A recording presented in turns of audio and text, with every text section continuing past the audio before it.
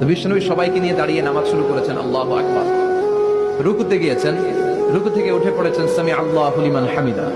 পেছন থেকে সাহাবারা ফিসফিস আওয়াজে পড়েছে রব্বানা ওয়ালাকাল হামদ। একজন সাহাবা অতিরিক্ত আরো 4টা তাসবিহ বাড়িয়ে পড়েছে, হামদান কাসীরান তাইয়িবান মুবারাকান ফি।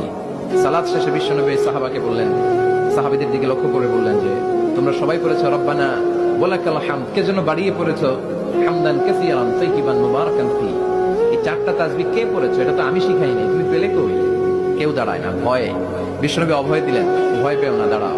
একজন দাঁড়িয়ে বলল, ইয়া রাসূলুল্লাহ, আমি আল্লাহর তাসবিহ কম কম পড়লে আমার পোষায় না, আমার পড়তে মনে চাই বেশি বেশি, এজন্য আমি নিজ থেকেই 4টা তাসবিহ বানিয়ে পড়ছি। বিষ্ণু বললেন, ভয় পেও না, তোমরা তো দেখোনি আমি সালাতরত অবস্থায় দেখেছি বিদউ ওয়া সালাতুনা মালাইকা, তোমার এই 4টা তাসবিহর যে সওয়াব হয়েছে, এই সওয়াবটা 30 জনেরও বেশি ফেরেশতা কে কার আগে আল্লাহর আরশে পৌঁছে দিবে এ নিয়ে আকাশে প্রতিযোগিতা করছিল।